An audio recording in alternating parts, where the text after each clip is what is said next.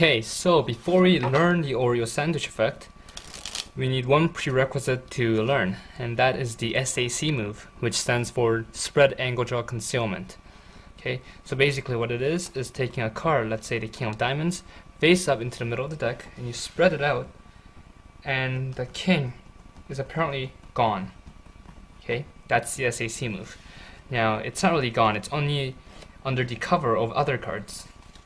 As the name suggests, it's angle jogged to the side so that when you spread it, it's actually covered by other cards. Okay, so it's actually there.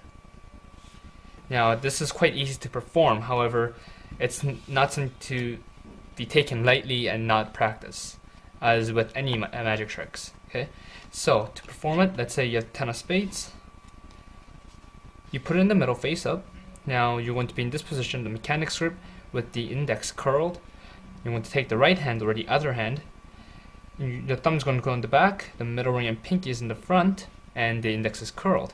Now, instead of just pushing in just like this, you're going to push in while you're going to the left side. Okay, so just like this. Now, if you're left-handed and you're holding the packet in your right, you're going to push in while going to the right. Okay, so for right-handed users like me, push in while going to the left, and you're going to out jog just like this, or angle jog. Okay. Now at this position, you're going to take your pinky, and what the pinky is going to do is going to grab onto the corner, and it's going to just push out just like this, and it's going to be angle jogged or out jogged to the side just like that, and that is it. That's how the spread angle jog concealment move works. Just like this, slow motion again.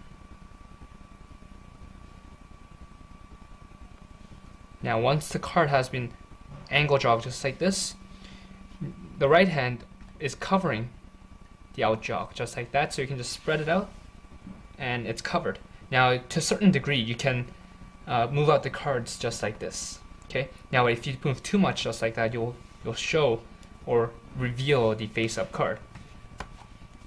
Okay, and that's it. That's the spread angle jog concealment. Now for the Oreo sandwich effect, however, you need to do it with 2 cards. Okay, so that might be a little bit more difficult. Now I'm going to go through an overview with 2 cards. Let's say you have it in 2 different spots. You're going to push in, down while moving to the left, so it's going to be angle jog just like this. Now remember, the ring finger is going to have to move out of the way so that the card can stick out just like that.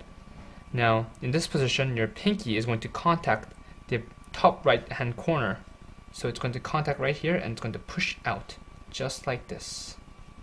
Okay, now make sure that when you push out, it doesn't go out so much that it comes out of the right hand's cover. Okay, so you have to have it moderately out so that you can cover it.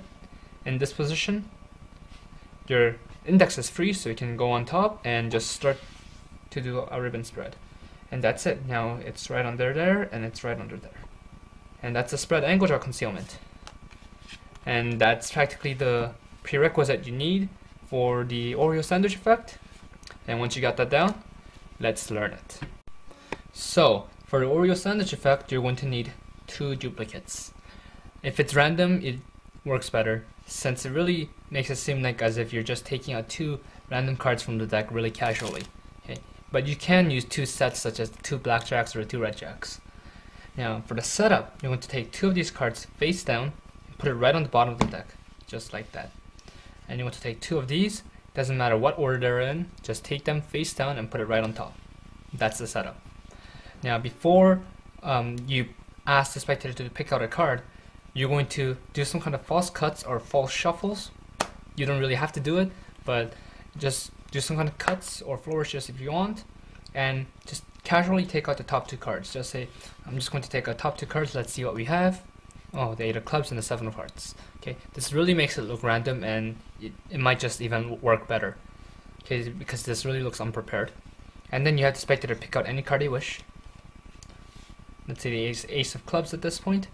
Now, make sure that they pick the card after you take these 2 cards out, because after they take their card out and look at it, you're going to be performing something else, which is a pinky pull down or getting a pinky break on the very last card, the bottom card. Now to get this, there are 2 ways. The way I do it, pinky pull down, just take the pinky and put it and pull down the very bottom card just like this and get a pinky break. The other method is taking the right hand or your other free hand, and you're going to riffle up with your thumb on the very bottom card, and you're going to get a thumb break just like that. Okay.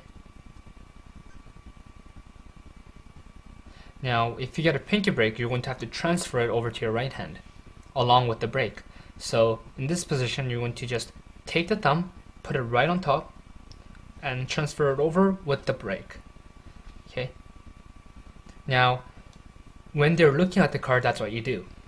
Sometimes the card, the little gap that you make here can be seen by the spectator at the wrong angle.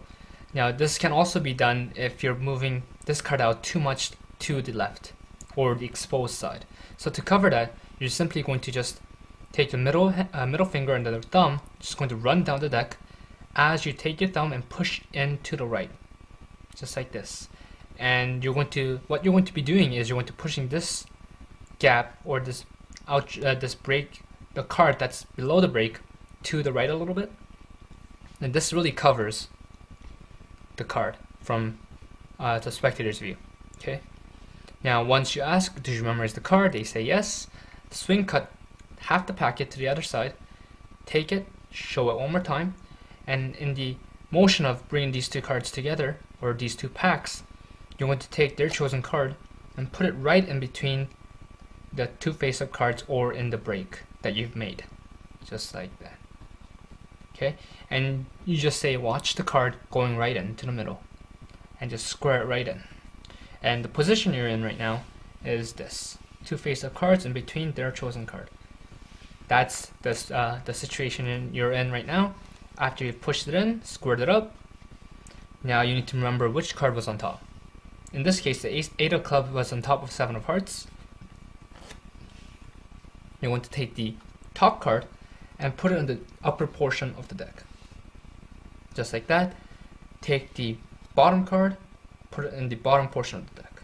Just like that. Now, at this point, you can spread out the cards and show these two, just like this. But when you do this, you need to remember that since the face-up cards are in the middle, you need to push out a whole chunk of cards, just like this. If you don't, you're going to expose it, so you need to push out a whole chunk. Now, in my opinion, this is really unnecessary. You can just simply show the cards just like this, and then go get on with their trick, because they don't believe there's nothing in the middle anyways. So why go through the extra trouble to show that there's nothing there, or to prove that there's nothing there, right?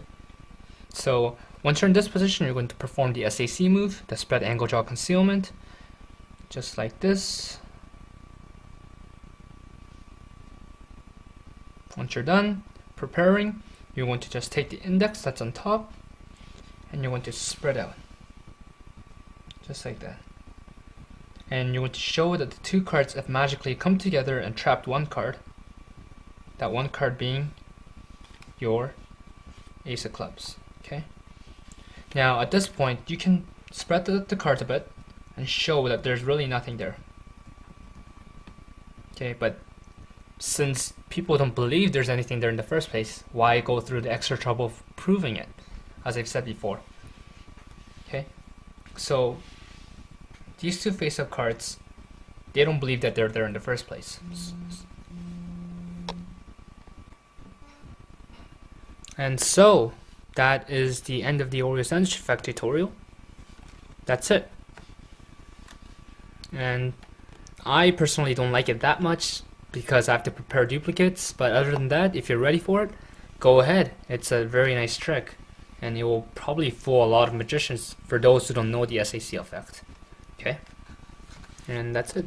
Take care, guys. Have fun.